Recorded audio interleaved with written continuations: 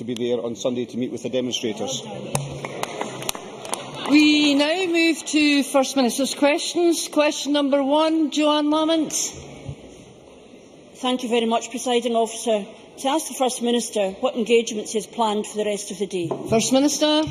Can I say to the Chamber that the murder yesterday in London of a member of the armed forces was one of extraordinary brutality and will be condemned by all people with any sense of humanity. We should remember, of course, that one of the purposes of terrorism is to divide communities from each other. Our purpose should be to hold communities together, and that's what we will continue to do. Joanne Lamont. And can I agree fully with the First Minister, and I believe he speaks for all in this chamber and beyond across Scotland in our condemnation of these terrible actions, now determined to hold together in the face of that terrorism. Last week, I asked the First Minister about Maureen Fleming. Her immense dignity in challenging the unfair system of accessing cancer drugs captured the attention of the people of Scotland. We know that Maureen met with the Health Secretary Alex Neil this morning at the First Minister's request. Can we presume that she is now getting the drugs she needs to prolong her life? First Minister. Well, certainly that meeting took place this morning. I met Mrs Fleming last week myself, and I hope out of that meeting that will be one of the factors which lead us to get the best possible system of drug distribution in Scotland. It should be our aim and intention to have the best possible system of allocation of drugs, and that's what we intend to do. And I was delighted that Mrs Fleming was able to meet the Health Secretary this morning. Joanne Lamont. And of course we share the First Minister's aim in the future of getting this right, but it's the business of government of addressing the problems that Mrs Fleming and others face right now. On Monday, the Health Secretary Alex Neil told a radio phone-in programme that, and I quote, if the clinicians thought she would benefit from it, she would get the drug. Well, Mrs Fleming's own clinician does believe she would benefit from the drug, which is why he prescribed it. So do many other clinicians consulted on Mrs Fleming's case. And of course, those who have denied her the drug do not have the same degree of clinical expertise of her condition. The Health Committee was told this week that cost was the main issue. Since last week, we have been contacted by others in the same circumstances as Mrs Fleming. Whom should they believe? The doctors at the front line, trying to keep people alive, or a government with form for misleading the public? First Minister. The Scottish Medicines Consortium was introduced a number of years ago under a different administration, as it happens, in Scotland, and that was a chosen system of deciding which drugs should be allocated and the very demanding formulas that need to be used in terms of how that's done. The individual patient's requests, which are for people whose drugs have not been able to be allocated within that system, are judged not on economic grounds, they are judged on clinical grounds, and it's a decision as to whether there's something particular about this patient that make it important that that drug is prescribed. The system is under review at the present moment, as is well known. We've had the Routledge report, which has some very substantial recommendations, while accepting that the vast majority of opinion says that the SMC system in Scotland is robust and effective. We're also looking at the individual patient request system in order to see if that can be improved, and certainly there have been in evidence a number of indications that improvement is necessary and possible. It should be remembered that it's simply not the case that individual patient requests are not successful. 2/3 of the individual patient requests that come forward are successful, but there are improvements that are being identified in the system. I thought in particular the evidence that was given at the Health Committee this week was very, very important. There is a consensus that we shouldn't go down the road of the Cancer Drugs Fund. There's a very substantial evidence across the range of people who gave evidence and the range of charities who gave evidence, and there are very, very substantial reasons for that's the case. But that doesn't mean we can't make improvements in the system, and that is what the Health Secretary and this administration are determined to do. But can I just say to Joanne Lamont that there can't be anyone in this chamber, anyone in this entire country, who doesn't want the best possible system of drug allocation in Scotland. That is a joint interest for us all. And I think it's important the way in which the Health Committee is conducting its business, because that information is going to be important and vital in terms of getting to that better system. Joanne Lamont. I think the one point we want to make to the First Minister is that the system is not working. If you've got examples like Mrs Fleming, it's simply not working, and we need to address that problem. And we are seeking reassurance that these decisions are made on clinical grounds and not grounds of cost. And the First Minister, of course, has said that Mrs Fleming has been refused because of clinical grounds. Well, let's look at this. Last week, the First Minister told this chamber Mrs Fleming couldn't get cetuximab because she had had chemotherapy, and Alex Neil has repeated this. The Health Secretary, Alex Neil, told the BBC that there were, and I quote, a number of conditions suggested by the drug company Merck. One of those conditions is that anyone who has had chemotherapy will not get this drug. So why would her doctor prescribe it for her if she were precluded? Why would he appeal that decision? We contacted Merck, and they issued this statement at 5 to 10 this morning. Merck said, cetuximab has been proven to be effective and is licensed for use in bowel cancer patients previously treated with chemotherapy and is widely used for such patients in England. So whom should we believe? The clinicians who seek to prescribe the drug, the company that manufactures the drug, or Alex Neil? First Minister. Well, I think in that last bit of the question, Joanne Lamont unintentionally perhaps puts her finger on what is the real issue. I think the real issue is we should not be in a position where politicians decide which drugs are not allocated. That is why we set up the SMC system in the first place. That is why the individual patient requests are clinically determined. That is the point and purpose of the system. Now, in terms of the licensing of Cetobrex for disposal in the first place for prescription, the SMC decision was in January 2010, and it made it absolutely clear. The submitting company has requested that the SMC review have a niche with no licence indication specifically for patients who have not previously received chemotherapy for their disease. The efficacy and safety data presented reflects this niche. There is no doubt that was the basis on which the drug was submitted and approved by the SMC. It is also the case that it can be available. These are the same guidelines, incidentally, which have been used in England by NICE. It's also the case, because there is a drug cancer fund in England, that you can get the drug through that means. But it's certainly not, even in these conditions, a licence for everyone. It says it's for specific conditions and there are restrictions on its use. There's no guarantee patients with this cancer type would retrieve the drug through the Cancer Drugs Fund. There are other questions, serious questions about the Cancer Drugs Fund, which came up in the evidence that Joanne Lamont must be aware of this week. And there is a huge, substantial consensus that we should not go down that route in Scotland.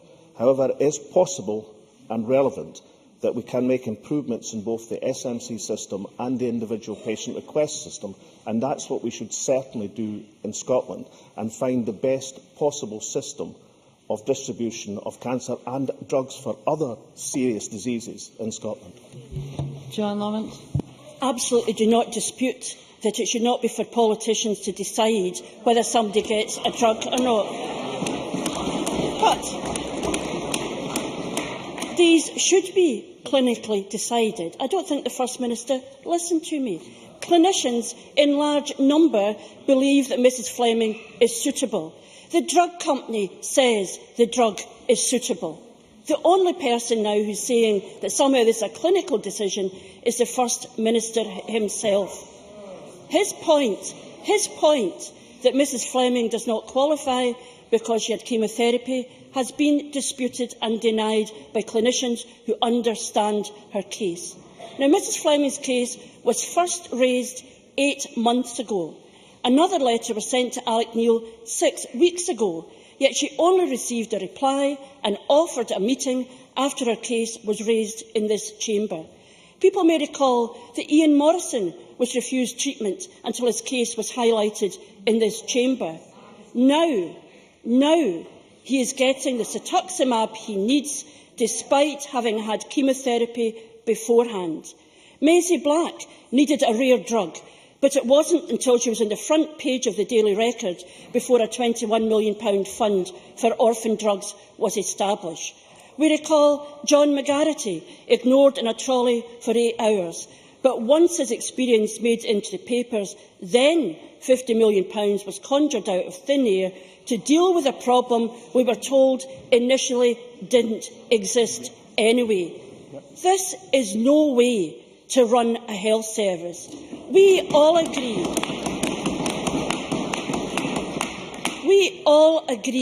the NHS should be free at the point of need. But isn't it the case for too many patients? But isn't it the case that for too many patients it only becomes free at the point it embarrasses the First Minister? First Minister. Right, because of the importance of this, and because we're discussing individual patients, and because of the nature of this discussion, I'm not going to even begin to rise to that bait, because it's not the way these things should be discussed. So let me just take Joanne Lamont through the situation. The SMC licensed rituximab because the request from the drugs company made the specific request, and it was licensed on that condition. That's where the chemotherapy aspect comes in. That is not the case for individual patient requests, because an individual patient request, by definition, is to apply a drug to a particular patient for particular reasons which are outside the SMC licensing process. That also is part of the system. So if Joanne Lamont just takes the point that the conditions in which the SMC licensed rituximab were identical to the conditions, yes, they were identical to the conditions that the NICE system licensed it in England, and that was the request that came forward. The individual patient request is based on clinical grounds, and it's based on the specific characteristics of an individual patient, which is also clinically judged. Individual patient requests and cancer drugs, 2/3 of these individual patient requests are accepted. Now, nowhere in this process that I've identified is there any intervention from the Health Secretary or the First Minister of Scotland or any other politicians. These are matters which are clinically determined. In terms of the Orphan Drugs Fund, I really do think Joanne Lamont does herself no credit for not welcoming that announcement. But if she would care to remember, that announcement was based on a clinical recommendation arising out of the Routledge Review, and therefore the Health Secretary acted to set up such a fund. The overwhelming body of evidence, and I can quote expert after expert, Professor David Webb, Eric Lowe, Cancer Research Network East of Scotland, Leigh Smith, Melanor Action and Support Scotland, all gave evidence to the Health Committee this week, explaining in substantial detail why they did not believe a cancer drugs fund was the way that we should proceed in Scotland. A cancer drugs fund, which they say they believe is not going to be renewed in England because of the faults and failures in that fund. However, what we can do in Scotland is we can find a better system in terms of the SMC and take forward the recommendations of the Routledge Review, and I also believe we can find a better system for individual patient requests. And I hope as we get to that system, remembering the joint ownership that we have over the current system in Scotland, which was not devised by this government, is one we inherited. But as we improve that system, as we are duty-bound to be, as parliamentarians representing our constituents, as people, all of us, human beings who genuinely care about the health of Scotland, then I hope we'll have the support of this chamber on a non-party political basis.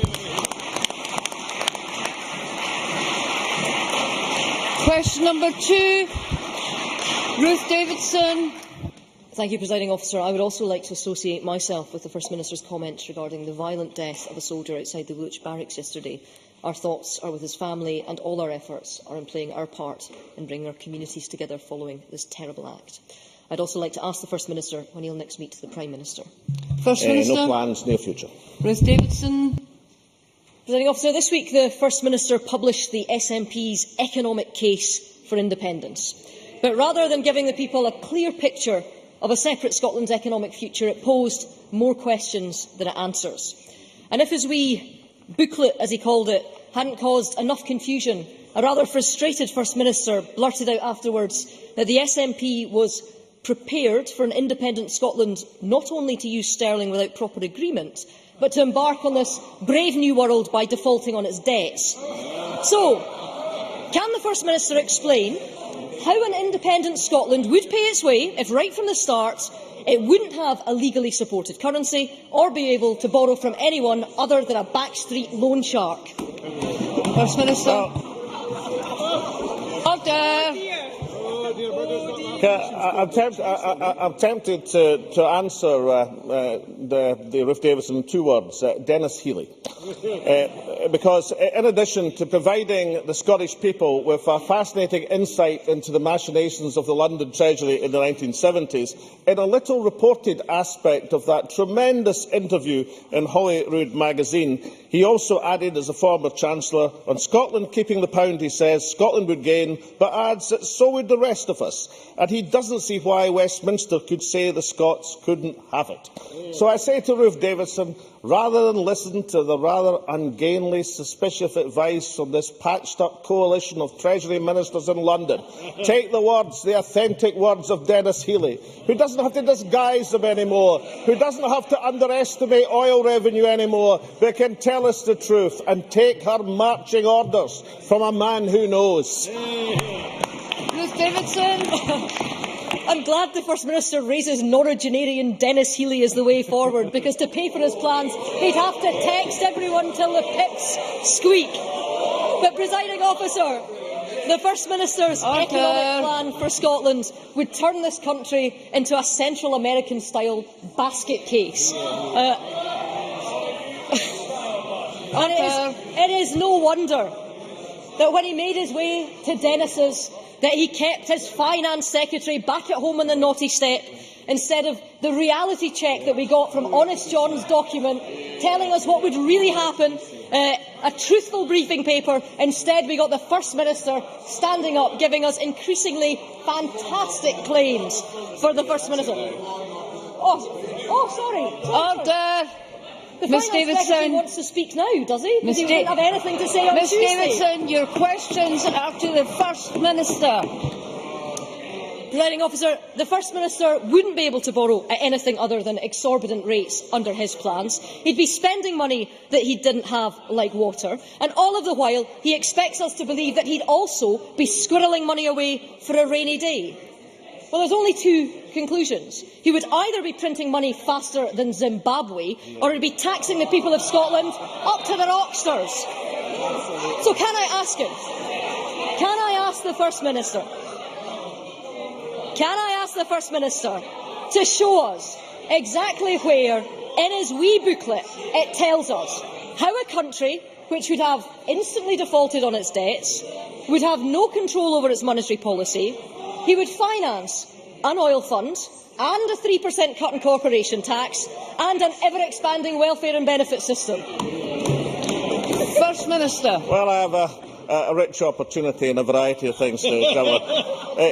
Can I just remind Ruth Davidson, our position is that the responsible thing to do is to take a share of the assets and liabilities of the United Kingdom. But the 2 points there are both sides of the balance sheet. That's the assets and liabilities. The irresponsibility in this debate comes from some of our own party and the UK government who seem to suggest they live in a world where the UK can claim all the assets of the United Kingdom but still share out the liabilities. And the problem legally with that has been set out by, for example, Professor David Sheffer, who points out that you cannot argue that. If you argue you're the sole continuing state, then of course it has some advantages. But one of the disadvantages, you end up with all the liabilities which have been issued in the name of that state. So I think far better to stick to the responsible attitude put forward by the Scottish Government. Now, I'm going to ignore that ageist remark about Dennis Healy. I really do think that's a bit much. And so I'm going to turn to somebody much younger.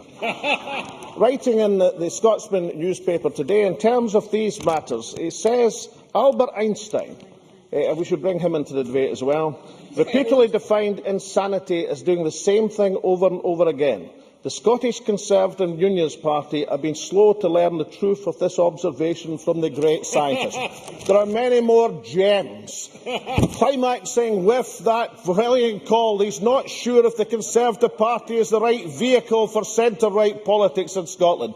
With loyalty such as this from the back benches, I'm surprised that Ruth Davison even bothers to ask me a question. Question number 3, Mulroney. To ask the First Minister what issues will be discussed at the next meeting of the Cabinet. First Minister. Issues of importance to the people of Scotland. Mulroney. Can I associate myself and my party with his remarks about Woolwich earlier on? Last night's attack was sickening and can never be condoned, and I think our thoughts are with the victim's family. Can the First Minister tell me what discussions he's had with the Home Secretary, the Chief Constable in Scotland, military chiefs and the UK security services following last night's attack? Some steps have been taken around security with military installations and other sensitive buildings. Can the First Minister tell the Chamber what steps he's taken in response to last night's events? First Minister. The Justice Secretary had a conversation with his counterpart in the UK Home Office this very morning, looking at some of these aspects and being updated on the meetings that took place in London yesterday. The Scottish Police Service yesterday implemented their contingency plan in these matters and are taking appropriate steps in Scotland. And Willie Rennie will understand if I don't want to specify what these appropriate steps are, but these are very much part of the contingency planning for such events, which is held by the Police Service in Scotland. That's a very helpful answer from the First Minister, and I thank him for that. I'm sure the First Minister will agree with me that it is important that fear must not turn into hate in such circumstances. I will do all I can to work with him to keep peace between and within our communities. This is not the actions of Britain's Muslim community. They feel as wounded by this attack as anyone else. Can he report back to the Parliament in due course, once we've had time to consider the consequences of this attack for Scotland, and report back to the Parliament so we can have an opportunity to reflect and explore what we should do? First Minister. Well, I thank Willie Rennie for his question and the manner in which he's asked it. And just as this Chamber unites in our condolences to the family of the murdered member of the armed forces and our condemnation of a horrendous attack, so we also unite in terms of what the response across Scotland's diverse communities must be and shall be. Willie Rennie knows that we've had challenges in the past, the attack in Glasgow Airport in 2007. And one of the most splendid things coming out of that evil attack was the response of Scotland's communities. And across the faiths and across the communities, people bound together to make it absolutely clear that we would not allow acts of terrorism to divide our communities in Scotland. And that will apply equally to the murderous attack that took place in London. And I think one of the marks and things that enable that to be the case in Scotland is the ability of this Chamber to speak with one voice, both in our condemnation of a murderous attack and also in our absolute determination to ensure that such acts of terrorism do not divide the communities of Scotland. And I thank him very much for the way in which he's asked his questions. Question number 4, Kenneth Gibson. Minister, what assessment the Scottish Government has made of the claims in the Treasury analysis paper regarding an independent Scotland's ability to provide protection for savers and pensioners? First Minister. Well, I agree with Jim Spurr, the former Managing Director of Direct Line, the founder of Intelligent Finance, of course, has said about the Treasury paper there is a huge credibility gap between the claims made in this report and how financial services operate in the real world, unquote. The truth, of course, that independent Scotland will be an attractive place for savers, pensioners and indeed financial services. Our financial sector is hugely important, of course, but it accounts for 8.3% of our GDP compared to 9.6% of UK GDP. The simple fact is that, like every other independent nation in Europe, we fulfil all our requirements and obligations. Every other nation in the European Union has protection schemes for savers and pensions, and despite the no campaigns, rather desperate efforts to suggest otherwise, Scotland will be no different from that. Kenneth Gibson. I thank the First Minister for his answer. He will note the Treasury is not acting as an honest broker but as an integral part of the No campaign. How concerned is he that the Treasury will again deliberately deceive the Scottish people regarding Scotland's oil wealth, as both it and the then Labour government both did in the 1970s, which the Macron report exposed some years ago and former Labour Chancellor Denis Healey admitted only last weekend? And does he agree that whether it is scaremongering over an independent Scotland's place in the world, pensions or currency, it is clear you cannot trust a single word the No campaign says? First Minister. Well, I think I agree with Kenny Gibson. I think Denis Healey's interview deserves a second mention at First Minister's question today. I do hope that every single member of this chamber and people outside read this incredibly revealing interview. I thought so much of it was substantial and very, very important. The admission that the Treasury deliberately underplayed the significance of oil in the 70s to try and stop the advance of the SNP. I mean, if they were prepared to do that in the 1970s, then surely they're prepared to do that in 2013, when life is much more sophisticated and the black arts of Treasury politics much more pronounced. But of all these great quotations, I thought the best one was that we, as he says, would suffer enormously if income from Scottish oil stopped. But if the Scots want independence, they should have it, and we should just need to adjust. But I think Scotland could survive perfectly well economically if it was independent. So says Denis Healey, so says all of us. Question number 5, Kenneth McIntosh.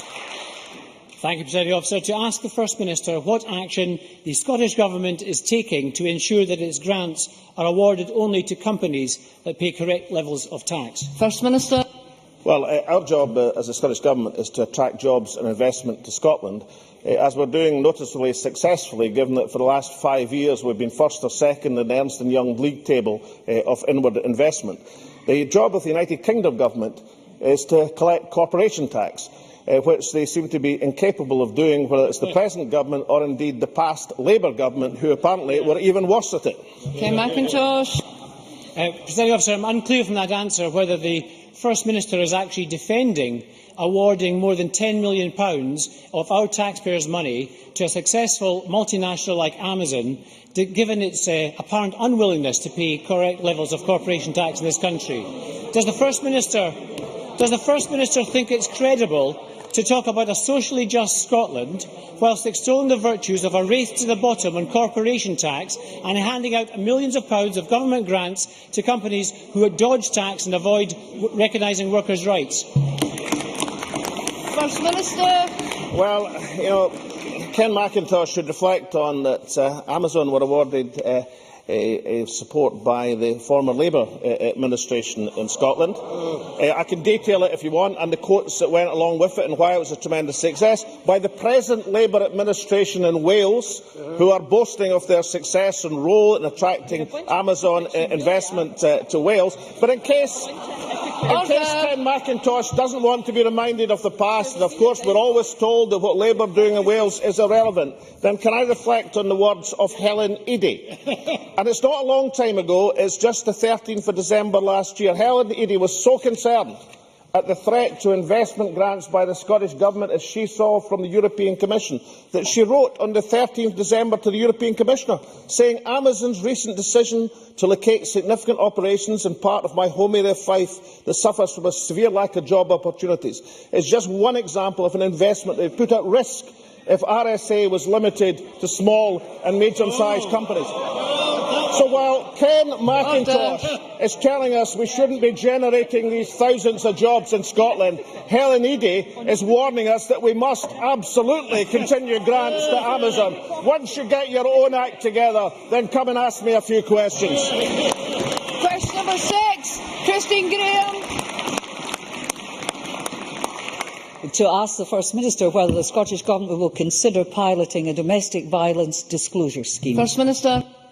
Well, the Scottish Government is examining with very substantial interest the Clare's Law pilots in England and Wales. We'll take on board any evidence from these pilots when they conclude in September of this year.